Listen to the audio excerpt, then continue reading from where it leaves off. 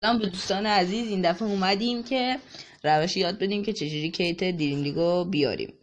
نگاه کنین، برای اینکه کیت دریم لیگ بیاریم الان مثلا کیت منچستر سیتی رو می‌کنیم. میریم تو گوگل و اینجا می‌نویسیم مثلا سیو منچستر سیتی. خب بعد 2023 شو میزنیم همه رو. خب بعد که آورد اینجا لینک در لینک در چی رو میبینیم اینجا. این لینک توضیح ویدیو رو همه رو میگیریم چون بقیه هیچ لینک و توضیح ندارن. نگاه کن این دوتا اولی، این بروسترش 2023 شه. حالا اینو مال گوشی من نمیره داخل چی آپارات، پس من خودم میرم داخل آپارات رو بهتون یاد میدم. نگاه کنید لینک در سیو منچستر سیتی، اینو میزنیم. حالا من همینو تو آپارات سرچ کنم.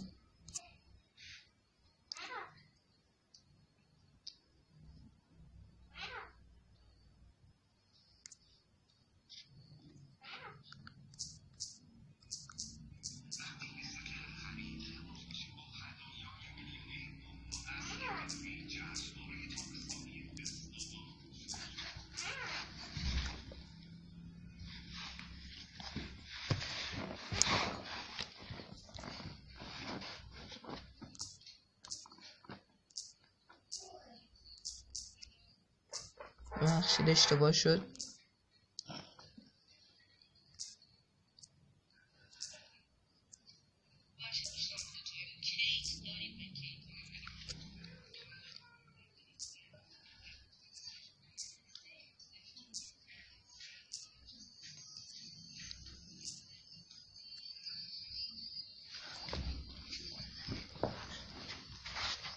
اینجا چون آپاراتم دانلود نیست نمیاره، نمیدونم چرا. تو این چون که حساب کاربری ندارم، تو اون یکی دارم. اون یکی هم دوستم برام شریک میکنه و با هم دیگه ویدیو میذاریم.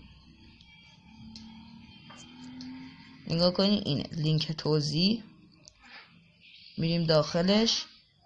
بیشتر ما این پایین نگاه کنین این همچی چیزی داره. خب اینو میزنیم و اینجا چیزشو میاره.